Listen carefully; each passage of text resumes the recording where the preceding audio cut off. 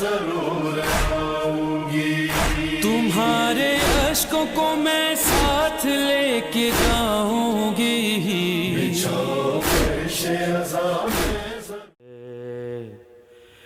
وشعشع ضیاء شمس بنور تعجج،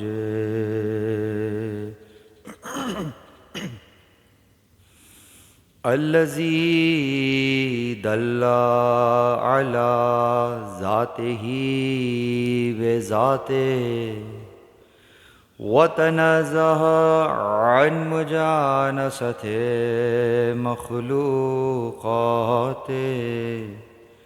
وجل عن ملامة كيفياته، الذي قرب من خطرات الظنون وبعد عن لحظات العيون،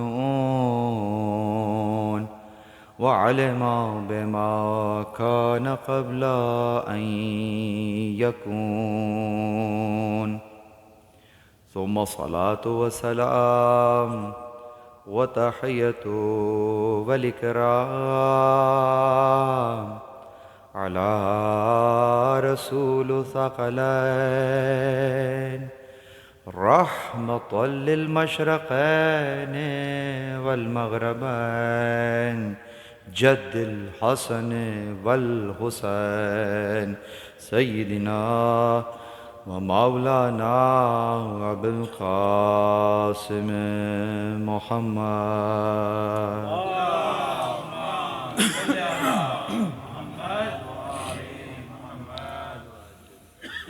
وأهل بيته الطيبين الطاهرين المعصومين المظلومين المنتجبين،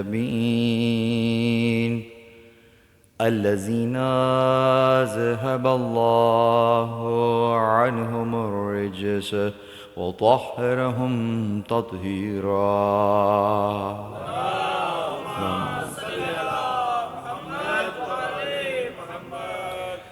ولعنة الله على أعدائهم من يوم عداوتهم إلى قيام يوم الدين. أما بعد، قال الله سبحانه وتعالى في محكم كتابه المجيد وفرقانه الحميد، بسم الله الرحمن الرحيم. ونريد أن نمن على الذين استضعفوا في الأرض، نجعلهم أئمة ونجعلهم الوارثين. درود بر محمد و آل.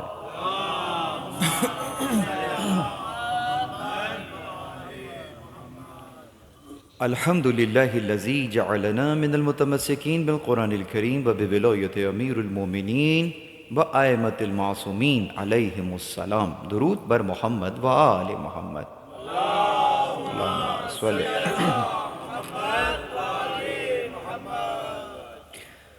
تمام تر تعریفیں خدائے وحدہ لا شریک کے لیے. درود اور سلام محمد اور اہل بیت محمد علیہ الصلاۃ والسلام کی ذوات مقدسہ پر.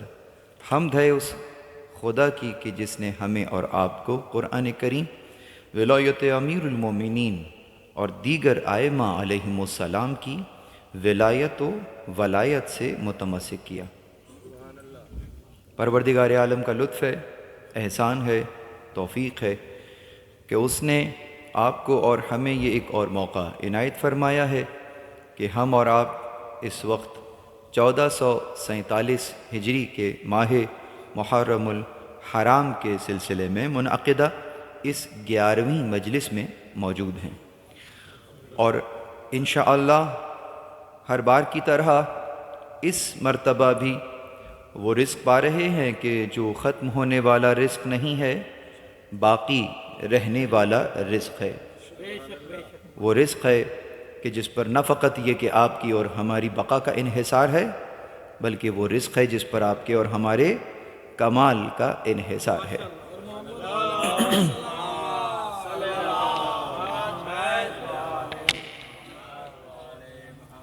نعرہ تکبیر، نعرہ رسالت، نعرہ حیدری، حسینیت، یزیدیت، بر محمد و آل محمد، بلند تر صلوات، اللہم صلی علی محمد و آل محمد۔ اور جیسا کہ عرض کر رہا کہ یہ لطف پروردگار ہے، تقریباً 10 دن ہمیں یہ لفظ سنتے ہوئے ہو گئے، اور آج یہ 11واں دن ہے۔ معلوم ہونا چاہیے کہ اس لطف سے کیا مراد ہے۔ لطف اگرچہ اردو میں بھی مستعمل ہے، لیکن اس لطف کا وہ معنی نہیں ہے کہ جو اردو میں معنی لیا جاتا ہے، اور جسے کہتے ہیں کہ اگر اس کا حقیقی معنی معلوم نہ ہو تو وہ جسے آپ اردو میں لطف کہتے ہیں وہ بھی نہیں آئے گا۔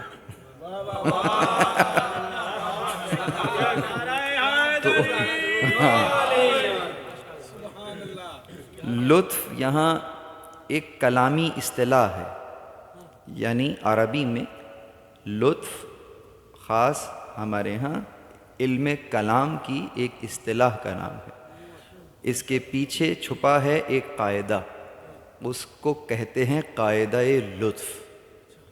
اور وہ لطف کیا ہے، لکھنے والوں نے پوری کتابیں لکھی ہیں، لیکن وہ کہتے ہیں نا کہ جب علم زیادہ ہو تو کلام کم ہو جاتا ہے۔ ہاں، یہ نہیں ہوتا جس کو علم آتا ہے تو وہ خاموش ہو جاتا ہے، یہ غلط ترجمہ ہے۔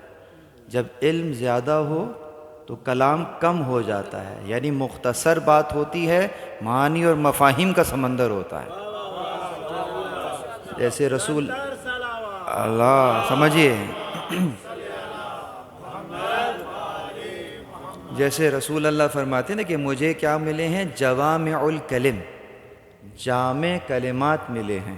اسی لیے رسول اللہ مختصر بات کیا کرتے تھے، لیکن اس کے اندر مفاہیم کا ایک سمندر ہوا کرتا تھا۔ لمبا چوڑا خطبہ رسول اللہ کا حجۃ الوداع کا ملے گا یا غدیر میں ملے گا، اس کے علاوہ کوئی خطبہ نہیں مل رہا بہت طویل۔ تو بالکل اسی انداز سے، خاص اس انداز سے اگر بات کی جائے تو علامہ ہلی نے لطف کی تعریف بیان کر دی، اور تعریف تو ہوتی ہی ایک جملے میں ہی ہے۔ تو کہتے ہیں لطف کیا ہے، کہا ہر وہ فعل پروردگار، خالق کا ہر فعل جو وہ مخلوق کی طرف نسبت دے کر انجام دے، اسے لطف کہتے ہیں۔ خالق ہر وہ فعل جو مخلوق کی طرف نسبت دے کر انجام دے رہا ہے، اسے لطف کہتے ہیں۔ یعنی کہ کیا، یعنی جب کوئی فعل انجام دیا جاتا ہے تو یقیناً اس فعل کو انجام دینے سے پہلے غرض ہوتی ہے یا نہیں ہوتی؟ اگر غرض نہیں ہوتی تو پھر فعل کیوں انجام دیا جا رہا ہے؟ اور وہ فعل کہ جس کے پیچھے کوئی غرض ہی نہیں ہے تو پھر اس فعل کا فائدہ کیا ہے؟ وہ پھر عبث فعل کہلاتا ہے۔ تو پروردگار عالم اگر کوئی فعل انجام دے رہا ہے تو اور سوال قائم کریں کہ کیا اس میں غرض ہے یا نہیں ہے۔ اب اگر کہیں کہ ہے تو بھی معاملہ گڑبڑ ہو جاتا ہے کہ سمدیت کہاں چلی گئی، تو بے نیازی کہاں چلی گئی۔ اگر غرض ہے تو پھر غرض رکھ رہا ہے، یہی نیاز مندی ہوتی ہے۔ اگر ہم کہیں گے نہیں ہے تو بھی پھنس گئے کہ جب نہیں ہے تو پھر کر ہی کیوں رہا ہے ایک ایسا کام جس کے پیچھے کوئی غرض نہیں ہے۔ تو جواب کیا ہے؟ جواب یہ آئے گا، مفتہ باریک ہے، جواب یوں آئے گا، پولیس سرحد ہے جی ہاں، لیکن یہ بڑے بڑے مضامین فرش حسین ہی سے تو سمجھ میں آتے ہیں۔ یہی تو ہے، ناریج بھی آئے تو نوری ہو جائے۔ حسین علیہ السلام کا دامن پکڑ ہی کے تو پولیس سرحد عبور ہو رہا ہوتا ہے۔ تو پس عزیزوں اس انداز سے دیکھے جائے تو ہاں غرض تو ہے، لیکن وہ غرض کس کا ہے؟ تو آپ سمجھیے یہ غرض دو طرح کا ہوتا ہے، ایک غرض فعلی ہوتا ہے، ایک غرض فاعلی ہوتا ہے۔ مطلب مثال کے طور پہ اس کو یوں لے لیجئے کہ اللہ نے وہ کام کیا، غرض ہے، لیکن یہ غرض اس کی ذات کا غرض نہیں ہے، جس کے لیے کر رہا ہے اس کا غرض ہے۔ یعنی مخلوق کی ضرورت ہے، مخلوق خود نہیں جانتی میری ضرورت کیا ہے، تو اس پر عقلاً واجب ہے کہ اس کی ضرورت کو اس سے پہلے خلق کر دیا جائے۔ یہ لطف پروردگار ہے، یہ لطف ہے، سمجھ؟ اسی لیے ہمارا خود وجود میں آنا یہ بھی لطف ہے، کیونکہ ہم نہیں تھے، عدم میں تھے، اس نے ہمیں وجود جیسی نعمت دی، بغیر پوچھے، بغیر کہے، ہم تھے ہی نہیں، نہ ہم نے کچھ کہا۔ یہ اس کا کتنا بڑا لطف ہے کہ اس نے ہمیں یہ وجود دیا۔ اسی طریقے سے اس کی ضروریات پوری کرنے کے لیے ہم نہیں تھے، ہماری ضرورت تھی کیا؟ غذا ضرورت تھی، تو میں بعد میں آیا، میری غذا کا انتظام پہلے ہوا۔ بچہ بعد میں آیا، اس کی غذا کا انتظام پہلے ہوا۔ جب وہ یہ جانتا بھی نہیں تھا کہ غذا کیا ہوتی ہے، تو کوئی ہے جو اس کی غذا کو بھی پال رہا تھا، اسے بھی پال رہا تھا، غذا کو بھی پال رہا تھا۔ ایسے میں نا اس طرح بھی سمجھیے، مرغی کے انڈے میں بھی زردی کے جو سراؤنڈنگ میں جسے آپ سفیدی کہتے ہیں، ارے وہ چوزا تو بہت بعد میں بنتا ہے، اس چوزے کی غذا کا انتظام پہلے کر کے رکھا ہوا ہے، اسی کو کھا کر وہ بڑا ہوتا ہے، تو پھر توانا ہوتا ہے، تو پھر زندگی کا آغاز کرتا ہے۔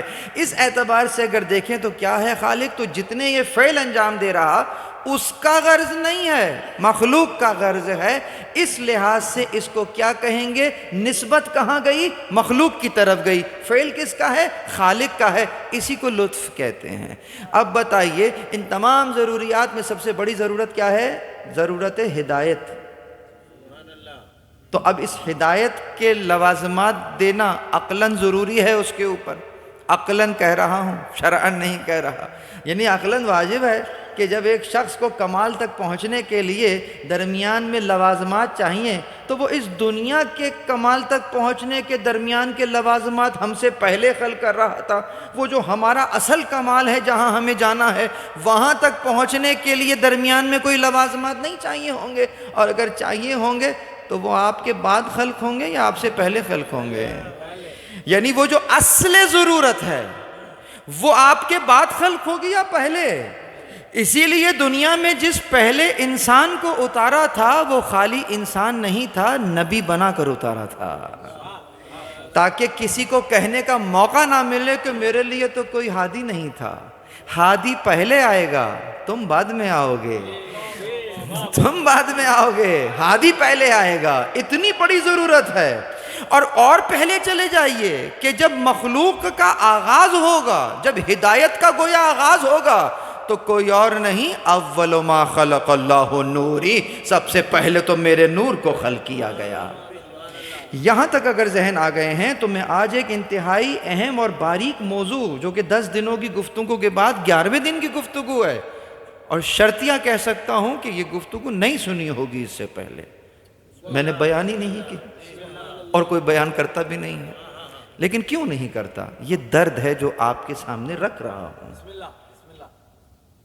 روز زیارت پڑھتے ہیں، امام کو پکارتے ہیں، آپ بھی پکار رہے تھے ابھی، اس میں کہتے ہیں السلام علیکہ یا شریک القرآن، سلام ہو آپ پر اے قرآن کے شریک۔ آج کی مجلس ذرا دوسرے انداز کی ہے، سمجھنے کی زیادہ ہے، سمجھیے، اور ماشاءاللہ آپ تو سمجھتے ہی ہیں۔ السلام علیکہ یا شریک القرآن، سلام ہو آپ پر اے قرآن کے شریک۔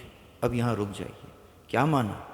قرآن کے شریک، دو لوگ اگر ہمیشہ ساتھ ساتھ رہتے ہوں کہ اگر ایک آئے گا تو دوسرا بھی ساتھ ہے، اور اگر دوسرا آئے گا تو پہلا بھی ساتھ ہے، کبھی جدا دیکھا ہی نہیں ہے، سمجھ میں آ رہی ہے؟ اور اگر آپ نے پھر کسی دن کسی ایک کو دیکھا اور دوسرا اس کے ساتھ نہیں ہے، پہلا سوال کیا ہوگا؟ پہلا سوال کیا ہے؟ وہ کدھر ہے؟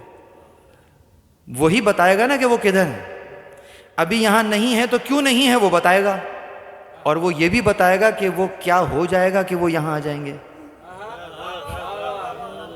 کہ وہ ساتھ ہے نا ان کے. تو ہم پوچھیں گے نا میاں تمہارے صاحب کہاں ہیں, تو وہ بتائے گا کہ وہ یہاں کیوں نہیں ہیں, وہ وہاں کیوں ہیں, اور تم اگر چاہتے ہو کہ وہ یہاں آئیں تو کیسے آئیں گے, تو وہی ہمیں بتائے گا. اب اگر شریک القرآن امام کو کہہ رہے ہو تو یہ جو قرآن تمہارے ہاتھ میں ہے یہ شریک الامام ہوا یا نہیں ہوا؟ یہ ٹرمنالوجی نہیں سنی ہوگی نا. وہ ہیں شریک القرآن, تو یہ قرآن کیا ہے, شریک الامام ہے یا نہیں ہے؟ بس اگر یہ ہے تو اس قرآن سے کبھی پوچھا کہ میرے امام زمان کہاں ہیں؟ یہ موضوع ہے. موضوع یہ ہے کہ قرآن کو اٹھا کر اس سے پوچھیں کہاں ہیں تمہارے صاحب, کہاں ہیں وہ جو تمہارے وارث ہیں, وہ کہاں ہیں؟ وہ وارث ہیں تو تم ان کے تو ساتھ ہو, اس میں کوئی شک نہیں ہے. میں دیکھ نہیں پا رہا ہوں, مجھے نہیں نظر آ رہے ہیں, تو ایسا کیا کروں کہ وہ مجھے نظر آئیں اور میرے ساتھ آئیں؟ تو وہ قرآن پھر اپنا گویا شکوہ بتانا شروع کرے گا کہ ایسا کیا ہوا اس شریک کے ساتھ کہ جو اس وقت تمہارے سامنے نہیں ہے. میری مجلس کا عنوان ہی شریک القرآن ہے, یعنی امام زمان. اللہم صلی علی.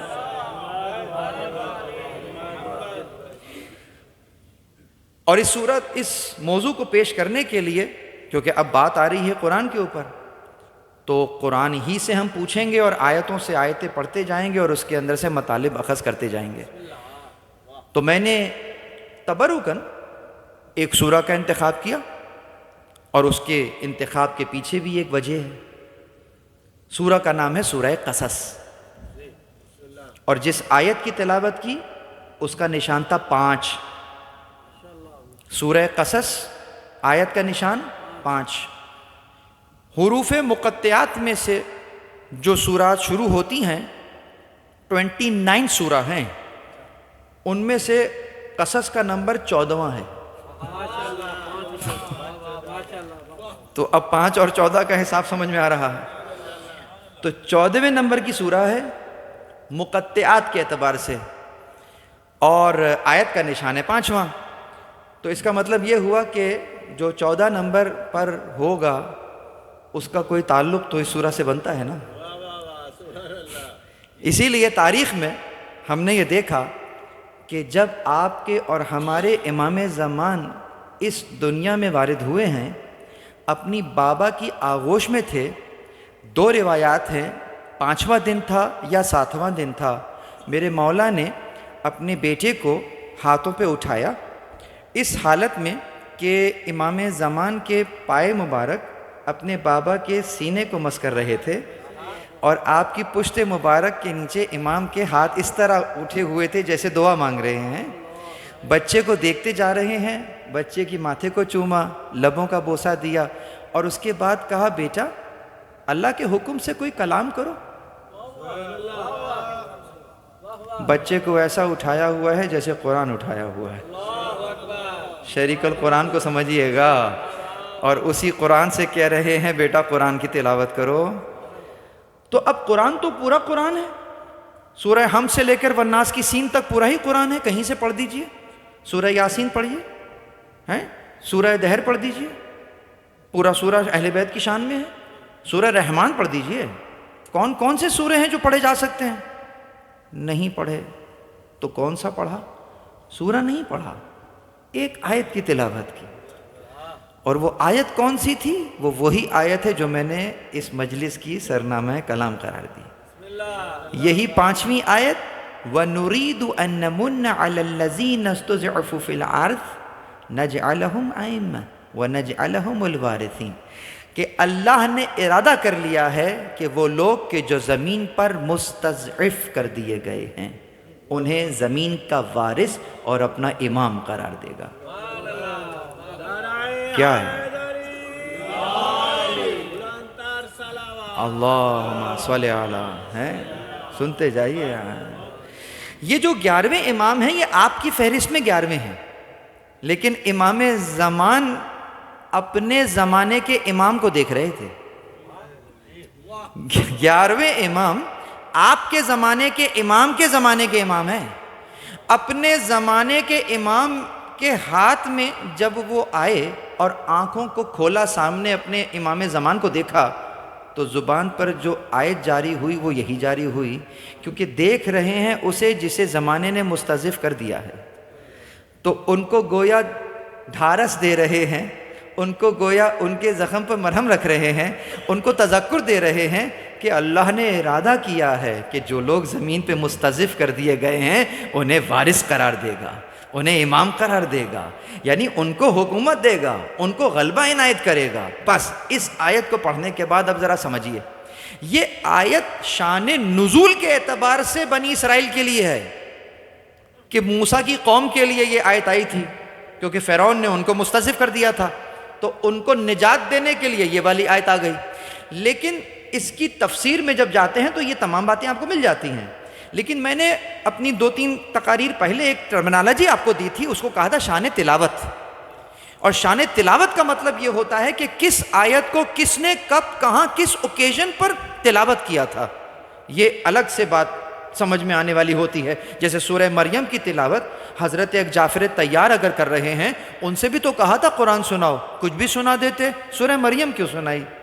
تو یہ سورہ مریم کی شان تلاوت ہوگی کہ اس کو حضرت جعفر نے تلاوت کیا تھا. یا ایتھا النفس المطمئنہ، یہ سورہ فجر کی آیت ہے. شان نزول کچھ بھی ہو، لیکن جب شان تلاوت کی بات آئے گی تو پھر کچھ مواقع نظر آئیں گے کہ جب غازی کو بھیج رہے تھے رخصت کرنے وقت تو پھر یہ آیت تلاوت کرتے جاتے تھے. جب وقت آخر آیا تھا امام کا تو حاطف غیبی یہی آیت پڑھ رہا تھا. تو یہ ان آیات کا شان تلاوت کہلائے گا. تو اسی طریقے سے اس آیت کا شان تلاوت یہ کہلایا کہ آپ کے امام زمان نے اپنے امام زمان کے ہاتھوں پر اس آیت کی تلاوت کی تھی. تو آئیے اسی آیت سے پوچھیں اور اسی سورہ سے پوچھیں کہ تم تو شریک القرآن ہو، وہ تو شریک القرآن ہے نا، تم شریک الامام ہو، تو مجھے بتاؤ کہ تمہارے صاحب کہاں ہیں؟ تو پھر قرآن کریم بیان کرے گا کہ وہ قوم میں سے غیبت کیوں اختیار کر گئے اور ایسا کیا ہوگا کہ وہ قوم میں دوبارہ آ جائیں گے. لیکن اس سے پہلے ایک بلند آواز میں درود پڑھ دیجئے.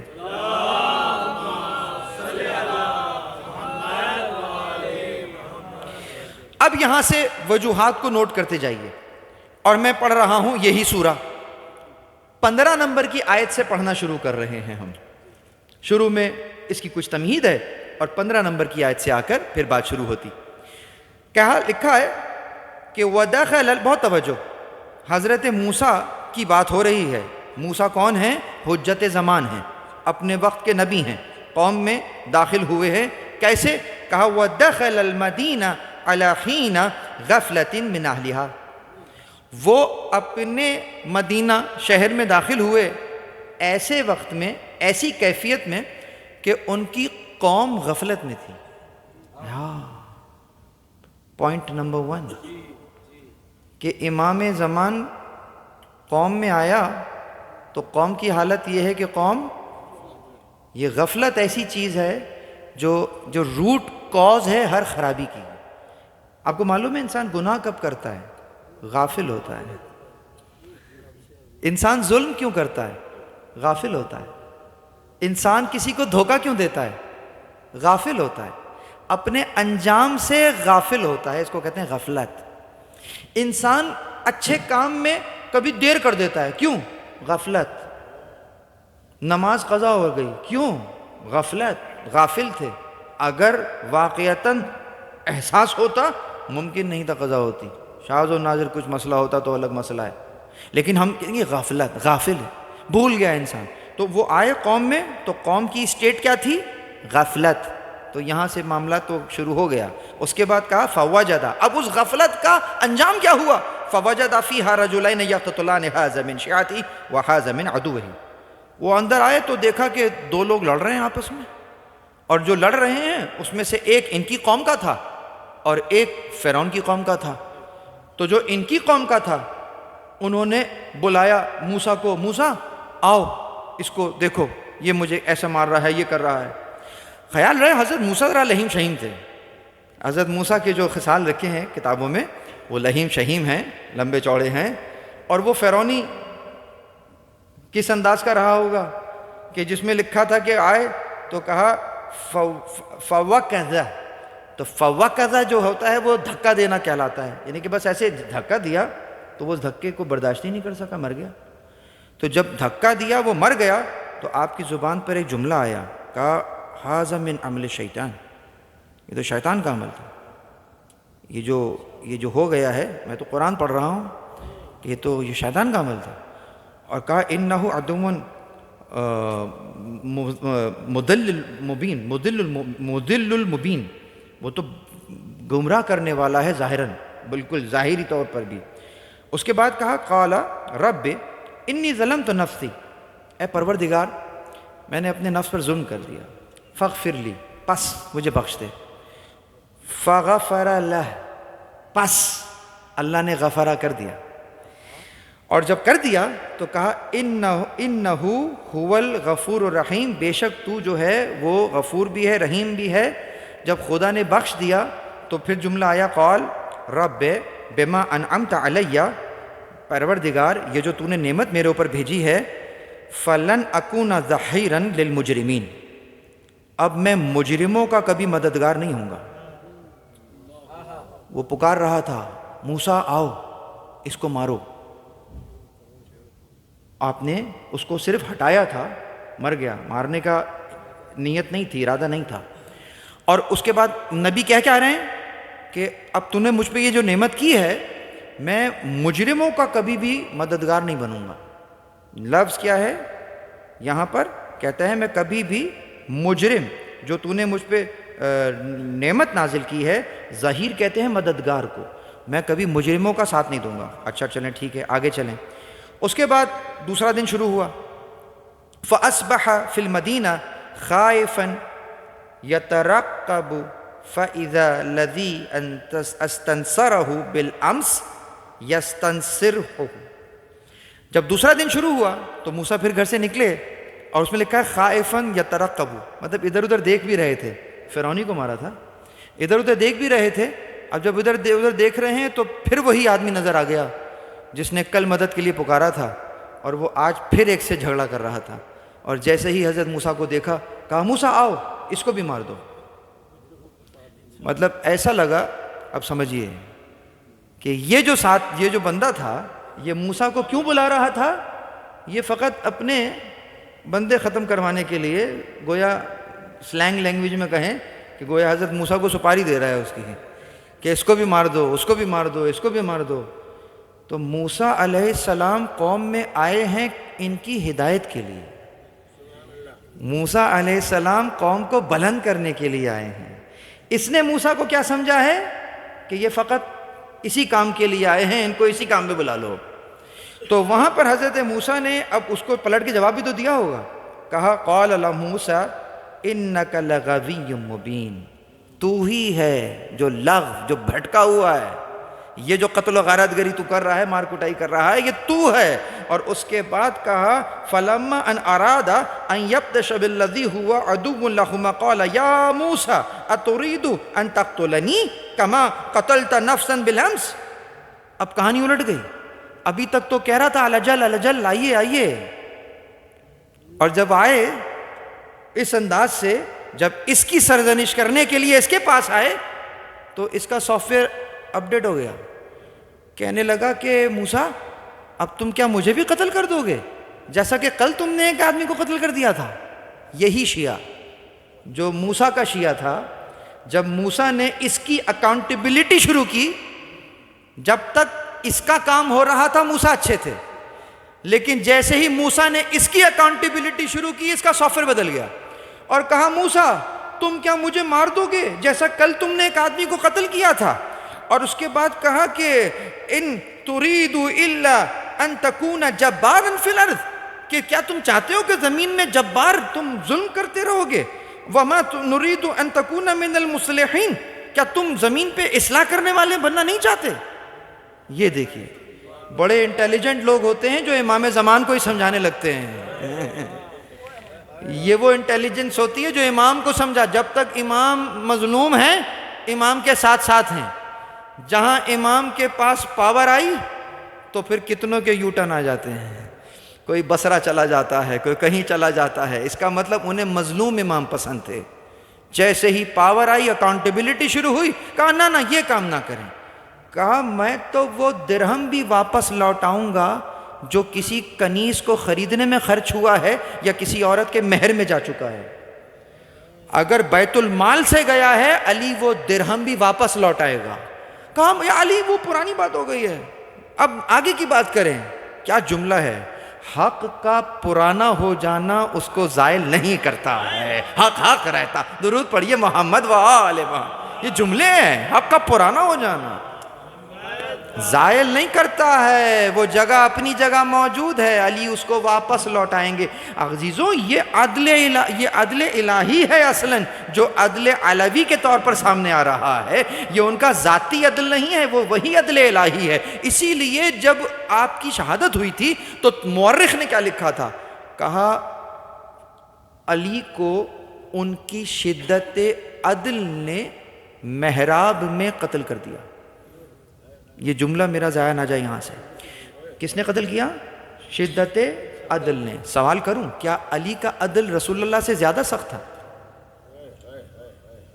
جب کہہ چکے ہیں رسول اللہ کہ میرا ہاتھ اور علی کا ہاتھ عدل میں برابر ہے، تو جب علی کا ہاتھ اور رسول اللہ کا ہاتھ عدل میں برابر ہے تو مورخ یہ کیوں لکھ رہا ہے کہ علی کو ان کی شدت عدل نے قتل کر دیا؟ جواب کیا ہے؟ جواب یہ ہے کہ عدل تو شدید نہیں تھا، لیکن یہ 25 سال کا جو عرصہ گزر گیا، اس 25 سال کے بعد جب رسول اللہ کا عدل علی نے نافذ کیا تو تمہیں سخت لگنے لگا۔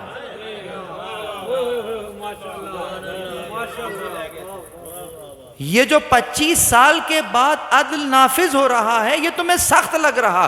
یہاں سے تذکر لیجیے آقا، یہ جو 25 سال کے بعد عدل محمدی نافذ ہوا وہ امت کو سخت لگ رہا ہے۔ 1447 ہجری چل رہا، اگر آج امام زمان کا ظہور ہو وہ کون سا عدل نافذ کریں گے؟ وہ وہی عدل ہوگا جو رسول اللہ کا عدل ہے، کہیں سخت تو نہیں لگ رہا ہوگا۔ درود پر محمد و آل محمد پر۔ جو چیز 25 سال میں سخت ہو گئی ہے 1400 سال میں کہیں سخت تو نہیں ہو گئی ہوگی۔ اگر ان لوگوں کے یو ٹرن آ گئے تھے کہ جو جب ثقیفہ اور یہاں جب حملہ ہوا ہے، نام لینے کی ضرورت نہیں ہے، کچھ لوگ تو گھر میں تھے، اتنے ساتھ تھے۔ بی بی زہرا فرماتی ہیں وصیتیں جب کر رہی ہیں تو نام لے کر کہتی ہیں، میں بھی لے لیتا ہوں جب وہ نام لے رہی ہیں کہ میں زبیر کو نصیحت کروں گی، وصیت کروں گی۔ موجود تھے وہاں پر، لیکن کیا ہوا؟ جب تک کہ اس کا بیٹا جوان نہیں ہوا تھا تب تک تو علی کے ساتھ ہیں، اس کے بعد ان کا بھی یو ٹرن آ گیا اور انہی پر تلوار کھینچ کر سامنے آ گئے۔ اللہ اکبر۔ رسول اللہ نے کب کہا تھا زبیر یاد رکھنا کہ ایک وقت آئے گا کہ تم علی سے جھگڑ رہے ہوگے اور علی حق پر ہوں گے۔ یہ اس قدر بین روایت تھی کہ جب آئے ہیں سامنے جمل میں تو یہی بات مولا نے دہرائی، یاد کرو زبیر رسول اللہ نے کیا کہا تھا۔ کہا اللہ رحمت کرے آپ پر، آپ نے مجھے یاد دلا دیا۔ واپس جانے لگے تھے، ہاں جنگ میں نہیں قتل ہوئے، واپس جانے لگے لیکن ساتھ بھی تو نہیں دیا۔ یہ چیز ہے، ساتھ بھی تو نہیں دیا۔ جو اپنے امام زمان کو اکیلا چھوڑ کر چلا جائے اس کو کس کیٹیگری میں رکھو گے؟ راستے میں جاتے ہوئے مروان نے مروا دیا، اسی لیے کہ نا سوئم نے چڑھایا جیسے پروان وغیرہ، مروا گئے ان کو وہی مروان وغیرہ۔ درود پڑھیے محمد و آل محمد۔ تو کہا بیلام تو کیا وہ جو لڑ رہا تھا، کہا یہ وہ تم مجھے بھی مار دو گے؟ یہ اکاؤنٹیبلٹی کا مسئلہ تھا کہ جب کبھی امام زمان اگر اپنے سامنے شیعوں کی اکاؤنٹیبلٹی کر رہا ہے وہیں سے ان کے یو ٹرن آنا شروع ہو گئے۔ جب تک یہ ان کی مدد کر رہا ہے تب تک تو ٹھیک ہے، لیکن جہاں تھوڑا سا معاملہ کڑوا ہوا وہاں سے نہ فقط یہ کہ امام کو چھوڑا بلکہ امام پر ایلیگیشن لگانا شروع کر دیے۔ اسی طریقے سے امام کو ان کے مقام سے جو اللہ نے انہیں دیا ہے ہدایت کے لیے، رہبریت کے لیے، اس سے گرانا شروع کر دیا۔ اور وہ کام کروا رہے ہیں کہ جو کہ فقط فساد والا کام ہوتا ہے. امام کو کس چیز کے لیے انہوں نے مخصوص کر دیا؟ بس جب یہاں تک بات آ گئی تو قرآن نے اسٹیٹمنٹ دے دیا اور کہا فاستخف، یعنی کہ ان کا جرم بتا رہا ہے کہ یہ جو قوم ہے اس کا جرم یہ تھا کہ فاستخف قومہ فعتاہ. ان کا جرم یہ ہے، فاستخف کہتے ہیں کم کر دیا تھا، گھٹا دیا تھا، یعنی کہ موسیٰ کو گھٹا دیا تھا. تو پھر ان کو کیا کہا گیا؟ موسیٰ نکل جاؤ یہاں سے.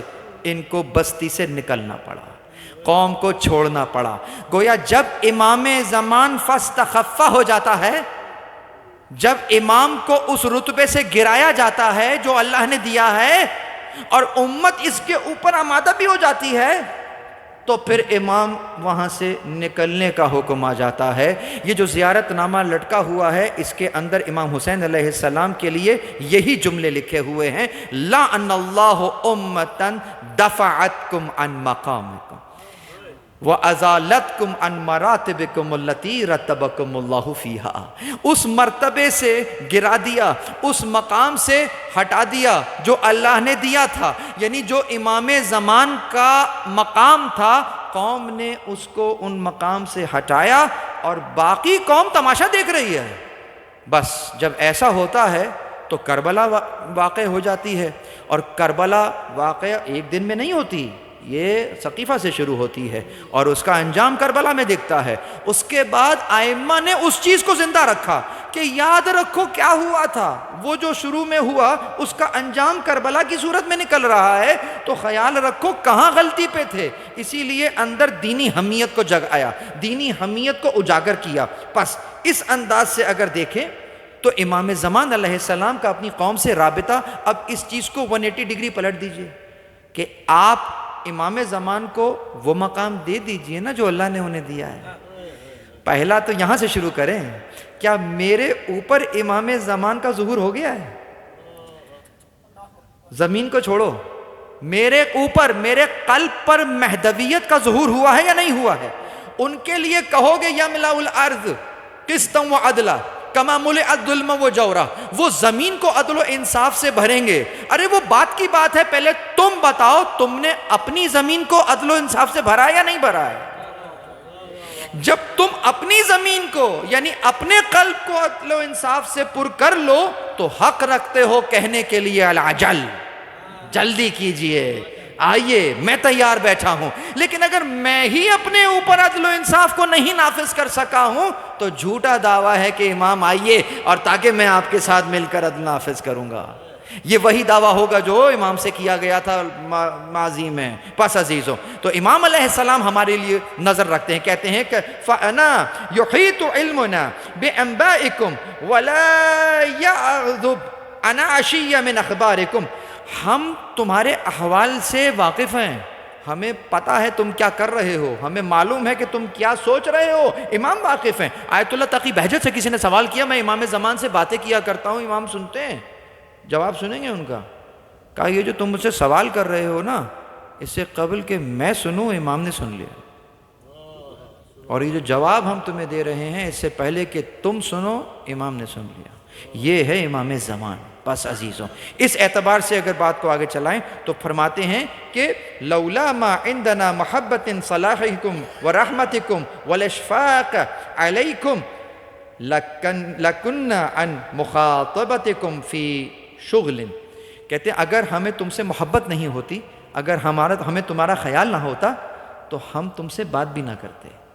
یہ جو بات کر رہے ہیں، یہ جو توقع آ رہی ہے، یہ اسی لیے آ رہی ہے کہ امام ہم سے محبت کرتے ہیں، ہمیں چاہتے ہیں. پس عزیزوں، تو کنکلوژن کیا نکلا؟ کنکلوژن یہ نکلا کہ پہلے درجے میں امام کو تو اسی سٹیٹس پہ رکھنا ہے جو اللہ نے دیا ہے. انہیں اولویت عطا کی ہے تو ان کی مرضی میری مرضی پر چلے گی، میری مرضی امام کی مرضی پہ نہیں چلے گی. ان 10 دنوں میں ہم نے یہی کیا ہے. میرے امام نے مجھ سے کہا کہ تم کونا للظالم خصما وللمظلوم عونا، تم ظالم کے ہمیشہ مخالف رہنا، مظلوم کے ہمیشہ حامی رہنا. یہ میرے مولا نے مجھے سکھایا. ان 10 دنوں کے اندر جہاں جہاں بھی اس وقت ظلم ہو رہا ہے، میرا مولا مجھے کہاں دیکھنا چاہے گا؟ مظلوموں کے ساتھ دیکھنا چاہے گا، ظالم کے مخالف دیکھنا چاہے گا.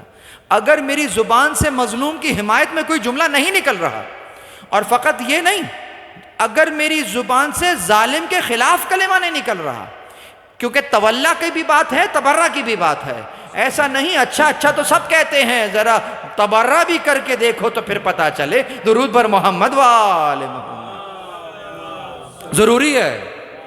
وہ منافقین تھے جو آ کر کہتے تھے کہ ہم تو ایمان لے آئے ہیں تمہارے والے، ہم تمہارے ساتھ ہیں، اور جب اپنے آ جاتے تھے کہتے تو تمہارے ساتھ ہیں۔ تو تمہارے ساتھ ہیں کہنا بہت آسان ہے، مشکل اس وقت ہوتی ہے جب دوسرے کے لیے تبرہ کا اظہار کیا جاتا ہے۔ یہ کام منافق نہیں کر سکتا ہے، یہ مومن ہی کرتا ہے۔ منافق ادھر بھی کہتا ہے میں تمہارے ساتھ ہوں، ادھر بھی کہتا ہے تمہارے ساتھ ہوں۔ عزیزوں، تو بس اس اعتبار سے پہلے درجے میں خود پر مہدویت کا ظہور کرنا ہے، اور دوسرے درجے میں پھر زمین کو عدل و انصاف سے ایسے بھر دینا ہے جیسے کہ وہ ظلم و جور سے بھرتی ہے۔ یہاں پر ایک تذکر دوں گا اور ربط مسائب پہ جاؤں گا، بہت توجہ۔ یہ نہیں ہے بعد اذ ملئت ظلم و جورا، کما ملئت ظلم و جورا۔ کما اور بعد میں کیا فرق ہے؟ اردو میں ترجمہ سنتے ہیں نا ہم، عجیب عجیب، کیونکہ ہمارے اردو میں حدیثیں پڑھتے ہیں، تو کہتے ہیں اس وقت ظہور کریں گے جب دنیا ظلم و جور سے بھر جائے گی۔ تو کہتے ہیں اچھے کام کرنے کی ضرورت تھوڑی ہے، ظلم و جور کرو تاکہ جلدی سے بھر جائے تو امام آ جائیں۔ یہ بھی فکر ہے، فقر ہے یہ، اصل میں فکر کہاں ہے؟ تو کہا کہ گناہ کرو، جتنے گناہ کرو گے جلدی سے بھرے گی تو امام جلدی آ جائیں گے۔ تو آ تو جائیں گے جلدی، کریں گے کیا یہ بھی تو بتاؤ۔ تلوار چلے گی کہاں چلے گی؟ تو پوری بات بتاؤ کیا ہوا؟ اس کا مطلب یہ ہوا کہ نہیں، ایسا نہیں ہے۔ کما ملئت ظلم و جورا، جیسا کہ بھر جاتی ہے، جیسا کہ بھر جاتی ہے۔ آپ کبھی غور کریں کہ برے کام کے لیے بہت زیادہ محنت نہیں کرنی پڑتی بڑھانے کے لیے۔ ہمارے ہاں ابھی کوئی میچ ہوا تھا، بڑی شدید گرمی تھی کراچی میں، اور وہاں پر جمعے کے دن کوئی کراچی میں میچ آ گیا، تو جمعے کی نماز میں اتنا رش نہیں ہوتا جتنا ٹکٹ کی کھڑکی پہ لوگ لائن لگا کے کھڑے ہوئے تھے چلچلاتی دھوپ کے اندر۔ مطلب کہ جہاں، میں یہ نہیں کہہ رہا کہ کرکٹ بہت لہو لعب ہے، لیکن لہو لعب اس وقت ہو گیا کہ جب وہ خدا کے دین کے مقابلے پر آ رہا ہے، خدا بلا رہا ہے فَاسْعَوْا إِلَىٰ ذِكْرِ اللَّهِ وَذَرُوا الْبَيْعَ، اور آپ کھڑے ہوئے ہیں جناب میچ دیکھنے کے لیے۔ اسی کو تو لہو لعب کہتے ہیں۔ اور کیا کر رہے ہیں؟ ترکو کا قائمہ کر دیا نا، یعنی کہ کیا؟ اذا رأوا تجارة او لهوا انفضوا الیہا، جب یہ کوئی تجارت دیکھتے ہیں یا کوئی لہو کام دیتے ہیں اس کی طرف دوڑ پڑتے ہیں۔ وَتَرَكُوكَ قَائِمًا، تجھے کھڑا چھوڑ جاتے ہیں۔ تو یہ تو موقع، یہ آیت تو آئی تھی اس دور میں کہ جب کچھ لوگ بیٹھے ہوئے تھے، صحابہ ہی تھے، سب بیٹھے ہوئے تھے، یقیناً مسلمان تھے نا۔ رسول اللہ جمعہ جاپانیوں کو تو نہیں پڑھا رہے تھے نا، یا کافروں کو تو جمعہ نہیں پڑھا رہے، میں کیا کروں؟ مسلمان تھے سب تو پڑھ رہے تھے۔ آیت آئی کہ یہ لوگ جب تجارت دیکھتے ہیں تو اٹھ کے چلے جاتے ہیں، آپ کو کھڑا چھوڑ دیا۔ رسول اللہ، چند لوگ رہ گئے، آپ نے کہا اگر تم بھی چلے جاتے تو ایک آگ آتی تمہیں نگل جاتی، عذاب آ جاتا۔ چند لوگ رہ گئے، عذاب نہیں آیا۔ تو کیوں؟ اس لیے کہ تجارت کا قافلہ آ گیا تھا، اور جلدی جلدی جائیں گے تو اچھا مال ہم خرید لیں گے، دیر میں جائیں گے تو بک جائے گا، یہ معاملہ ہوا۔ تو اللہ نے اس کو لہو کہا۔ اگرچہ تجارت جائز ہے، لیکن اگر رسول اللہ کو چھوڑ کر ہو رہی ہے تو لہو ہے۔ تجارت جائز ہے، رسول اللہ کو چھوڑ کر ہو رہی ہے تو لہو ہے۔ تو تمہارا کوئی بھی کام اگر امام زمان کو چھوڑ کر ہو رہا ہے تو کیا ہے؟ لہو ہے۔ تو امام زمان کو لے کر کام ہو رہا ہے تو صحیح ہے۔ تو اسی طریقے سے وَتَرَكُوكَ قَائِمًا، یہ فقط یہاں نہیں ہے، یہ آگے بھی ہے، اور وہ یہ کہ شریعت کا کوئی بھی حکم ہے اور اس حکم کو اگر میں انجام نہیں دے رہا ہوں اس لیے کہ جناب میری دل چاہ رہا ہے یہ کرنے کا، تو اس موقع پہ میں نے کیا کیا؟ شریعت کو، اشارے کو ترکو کا قائمہ کر دیا اور اس طرف چلا گیا جو لہو تھا۔ تو فدو الیہا ادھر ہو گیا اور وہ ترکو کا قائمہ ہو گیا۔ یہ اصول ہے جو تا قیام قیامت ہے۔ یہ اصول ہے کہ علماء یہود سے کہہ رہے ہیں کہ یا ایھا الذین ھادوا ان زعمتم انکم اولیاء للہ من دون الناس فتمنوا الموت ان کنتم صادقین، ان سے کہہ چکا کہ یہ وہ ہیں مثل الذین حملوا التوراۃ ثم لم يحملوها، کہ وہ ہیں کہ جن کی مثال ایسی ہے کہ جن کے اوپر جنہوں نے تورات کو لیا ہے مگر تورات سے کچھ نہیں لیا ہے، ان کی مثال کیا ہے؟ گدھے کی سی ہے جس پر بوجھ لادا ہوا ہو۔ یہ آیت قرآنی یہودی علماء کے لیے ہے، لیکن جو اصول ہے وہ تا قیام قیامت کے لیے ہے۔ اگر قیامت تک کے لیے اصول ہے تو پھر یہ آیت یوں ہو جائے گی کہ مثل الذین حملوا القرآن ثم لم يحملوها، کہ انہوں نے قرآن کو تو لیا، قرآن سے کچھ نہ لیا۔ اور ایک جملہ کہہ کے یہاں تک کی بات کو ختم کر دوں، یہ سارا معاملہ ہی کو اور سے کا ہے۔ قرآن کو لیا، سے نہیں لیا۔ اہل بیت کو تو لیا، اہل بیت سے۔ معاملہ کو سے نہیں بنے گا، معاملہ سے بنے گا۔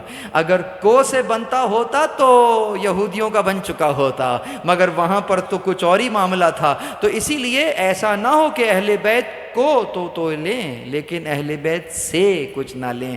ایسا نہ ہو کہ علی کو تو مانیں لیکن علی کی نہیں مانیں۔ اس علی کی ہی میں تو جسے انگلش کی کہتے ہیں، کی آف سکسیس ہے، کہ جب علی کی مانی جائے گی تو یہی کی آف سکسیس قرار پائے۔ درود بر محمد و آل محمد، کی آف سکسیس۔ بس عزیز ہو، بس عزیز، بس عزیز، یا رسول اللہ، بس عزیز۔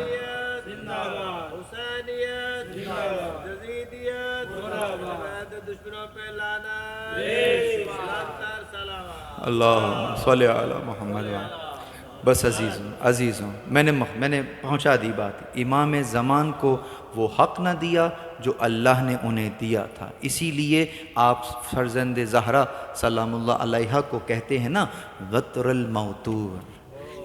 اس کا کیا مطلب ہے؟ وطر الموتور یعنی اکیلا کر دیا، تنہا کر دیا۔ زہرا کا لاڈلا تنہا ہے، اللہ کے دین کو بچانے کے لیے تنہا ہے، کوئی بھی ساتھ دینا نہیں آیا۔ یہاں تک کہ جب لاشیں پڑے ہوئے ہیں اور پامالی کا حکم ہوا تو اپنی اپنی رشتہ داریاں نکال کر اپنے اپنے لوگوں کی لاشوں کو ایک طرف کر دیا۔ جو بچ گیا وہ ایک تنہا نہیں تھا، تو کوئی حسین کی لاش کو لینے کے لیے نہیں تھا۔ اور ان ملائین نے جس انداز سے یہ پامالی کی ہے، دیکھو بہن دور سے دیکھ رہی ہے، وہ دیکھ رہی ہے دوش پیغمبر کے اوپر یہی حسین ہے جو کھیلا کرتے تھے، آج تپتی ریتی پر پڑے ہوئے ہیں اور اس انداز سے پامال ہو رہے ہیں کہ کل میں نے روایت کو پڑھا غالباً کہ جب پامال کر رہے تھے تو حسین کی پسلیوں کے چٹکنے کی آوازوں کو انہوں نے اپنی کانوں سے سنا۔ یہ جب آپ ماتم کر رہے ہیں تو یہ آواز سن رہے ہیں نا، بس سمجھیے اسی انداز کی گھوڑوں کی ٹاپوں کی آواز آ رہی ہوگی۔ ان گھوڑوں کی ٹاپوں کی آواز کے اندر حسین پامال ہو رہے تھے۔ کہتے ہیں کہ جو سینے میں پسلیوں کی ہڈی ہیں وہ پشت سے جا کر ٹکرا رہی تھی، سینے کو کچل کر رکھ دیا تھا۔ یہ ہے فرزند رسول، اللہ اکبر، یہ ہے مقام کو گرانا۔ بس عزیزوں میں نے مختصر کیا، یہ جو آخری وقت کل آیا تھا نا امام کا رخصت کا، وہاں سے شروع کروں گا۔ سید سجاد کے پاس آئے اور ان کو ایک دعا کی تعلیم دی تھی، اللہ اکبر۔ کہتے ہیں بحق یاسین والقرآن الکریم و بحق طٰہٰ والقرآن العظیم۔ اس انداز سے کہتے ہیں بیٹا جب مشکل وقت آئے تو اس طریقے سے دعا کرنا، مجھے میری ماں زہرا نے یہ تعلیم دی تھی۔ مشکل وقت میں قرآن سے مدد مانگنے کے لیے کہہ رہے ہیں، اللہ اکبر۔ عزیزوں کیا وقت گزرا اس انداز سے۔ آج 11ویں کا دن گزارا ہے نا آپ نے، جب آج 11ویں کا دن گزرا ہے تو آپ کو معلوم ہے آج کربلا میں کیا ہوا تھا؟ اللہ اکبر۔ ظہر کی نماز پڑھنے کے بعد ان ملائین نے اپنے مرداروں کو تو دفن کیا نہیں کیا تو آل رسول کو دفن نہیں کیا۔ آل رسول کے سر تو کاٹے، نیزوں پر چڑھایا، لیکن ان کی لاشوں کو ایسے ہی چھوڑ دیا۔ اللہ اکبر۔ جب یہ اس کام سے فارغ ہو گئے تو اس کے بعد اہل بیت کے گھرانے میں جو خواتین بچی ہیں نا، ان کے ہاتھوں میں رسیوں کو باندھا، اسیر کر کے انہیں ناکوں پر بٹھایا، اور ان ناکوں کی مہار آپ کے اور میرے غیور امام زین العابدین کے ہاتھوں میں پکڑا گیا۔ میرے مولا کے ہاتھوں میں ہتھکڑیاں ہیں، میرے مولا کے پیروں میں بیڑیاں ہیں، میرے مولا کی گردن میں طوق خاردار ہے۔ لوگ کہتے ہیں طوق کی وجہ سے گردن جھکائی ہوئی ہے، میں کہتا ہوں نہیں، ناکے پہ دیکھو کون سوار ہے۔ ذرا پلٹ کر دیکھو اور کس کیفیت میں سوار ہے. اس طریقے سے یہ قافلے کو تیار کیا. اب یہ جب چلنا شروع ہوئے تو اب ستم دیکھیے کیا ہے. ستم یہ ہے کہ لاشوں کو دفنایا نہیں ہے لیکن لاشوں کے درمیان سے انہیں گزار رہے ہیں.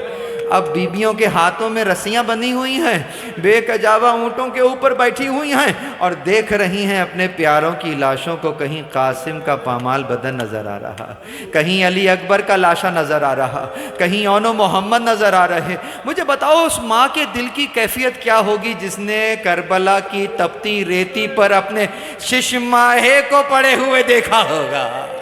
اللہ اکبر.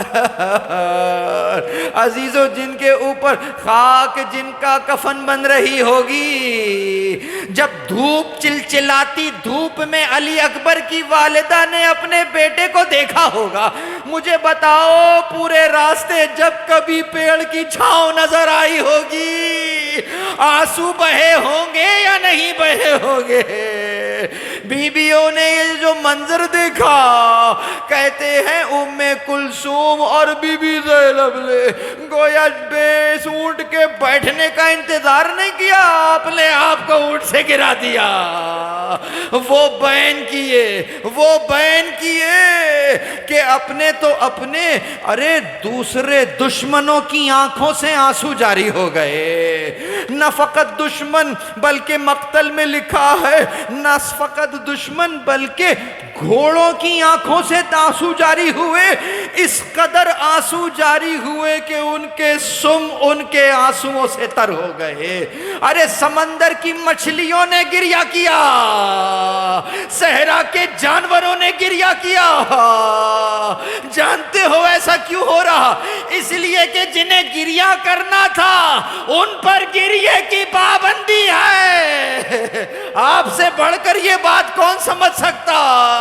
آج آپ اس انداز سے مجلس عزا کرتے ہیں نا, ارے آپ تو پھر بھی اس انداز سے مجلس کر رہے. ان کا سوچئے کہ جب روتے تھے تو شمر کے تماچے. اللہ اکبر, دروں کی آواز,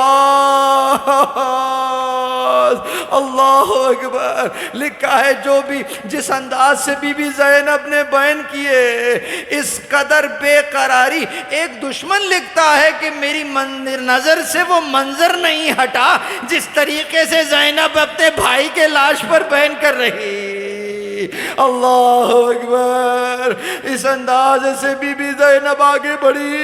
امام حسین علیہ السلام کی کٹی ہوئی گردن ہے نا, گردن کے نیچے ہاتھ رکھا, ایک ہاتھ پشت کے نیچے رکھا, دونوں زانووں کو ریت پر رکھا, لاشے کو اٹھا کر کہتی اللہم تقبل ھذا القربان. اے پروردگارو, آل محمد کی اس قربانی کو تمہیں ذبح عظیم سمجھ میں آیا. اے پروردگارا, اس قربانی کو قبول فرما. پس عزیزوں, ایک جملہ کہا, پہلے رسول اللہ کو مخاطب کیا, اے اللہ کے رسول, زمین و آسمان کے فرشتے آپ پر درود بھیجتے ہیں. میں کہتا ہوں سارے مقاتل ایک طرف اور بی بی زینب کا یہ جملہ ایک طرف. فرماتی ہے یا رسول اللہ, یہ آپ کا حسین.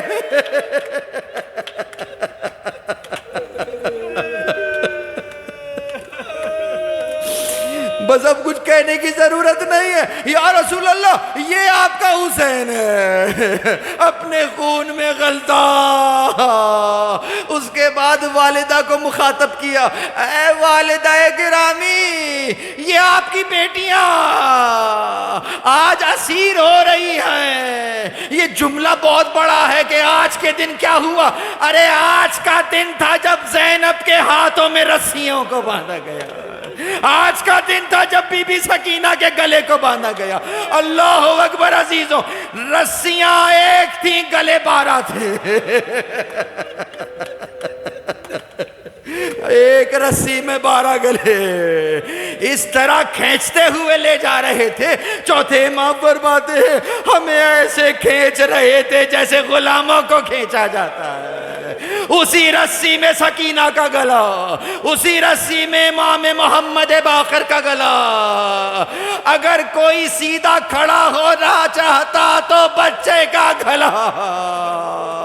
اللہ اکبر عزیزو، اللہ اکبر۔ بس عزیزو آگے کی منزل کو سنیے۔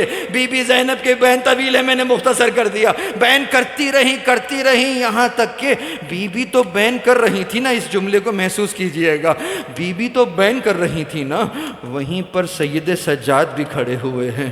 عجب ہے سید سجاد کچھ کہہ نہیں رہے تھے، بس اپنے بابا کو عجیب انداز میں دے بالکل خاموش کھڑے، اپنے بابا کو ایسے دیکھ رہے تھے کہ دشمن نے لکھا ہے نا کہ گھوڑوں کی آنکھوں سے آنسو جاری ہو گئے، سمندر کی مچھلی۔ تو اس انداز سے سمجھیے کہ آپ کچھ نہیں کہہ رہے تھے، بس دیکھ رہے تھے۔ لیکن بی بی زینب نے جب سید سجاد کے چہرے کو دیکھا اپنے بین بھول گئی۔ یعنی اگر سید سجاد کے چہرے کو دیکھو، یہ بی بی زینب کے بین سے زیادہ، ارے بی بی کو اس انداز سے سید سجاد کی توجہات کو اپنی طرف مبذول کرنا پڑا۔ کہا بیٹا سجاد خود کو سنبھالو، تمہاری روح پرواز کیا چاہتی ہے۔ بس اتنا کہا پھوپھی اماں آپ ہی بتلائیے، جس کا جوان بیٹا موجود ہو اس کے بابا بغیر قبر بغیر دفن چھوڑ دیے جائے۔ ذرا سمجھیے، آج کے دن سمجھیے، آپ رو رہے ہیں نا، میں بھی رونا چاہتا ہوں۔ آپ سے سوال کروں، مجھے بتاؤ اس بیٹے کے دل کی کیفیت کیا ہوگی؟ ارے قدم اٹھائے ہوں گے تو کیسے اٹھائے ہوں گے؟ اللہ اکبر عزیزو۔ بی بی زینب نے کلام کو آگے جاری کیا، کہا بیٹا سجاد یہ عہد ہے جو ہمارے اجداد نے پروردگار عالم سے کیا۔ اب جو جملہ ہے تلخیص کر رہا ہوں بی بی زینب کے کلام سے، کہا مجھے میرے بابا نے بتایا تھا یہاں قبریں بنیں گی۔ خدا تمہیں کربلا لے جائے، خدا تمہیں کربلا کی زیارت کروائے۔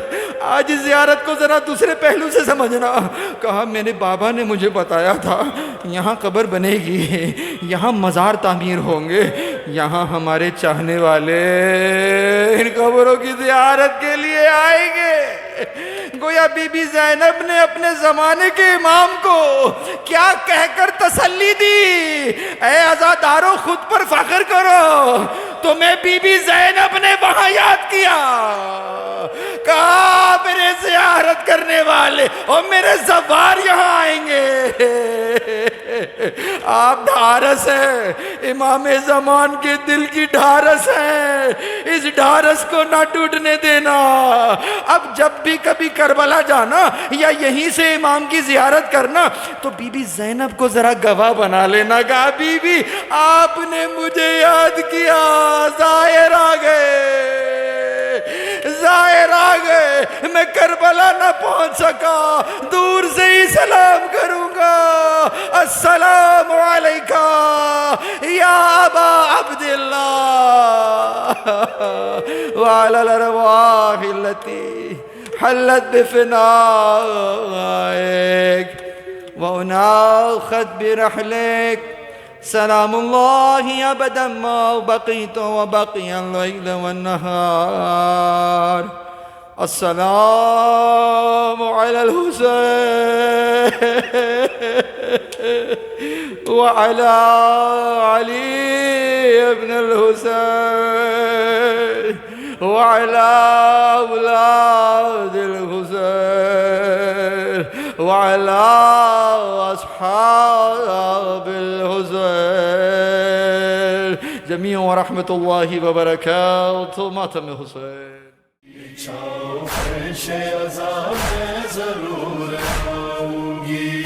تمہارے اشکوں کو میں ساتھ لے کے جاؤں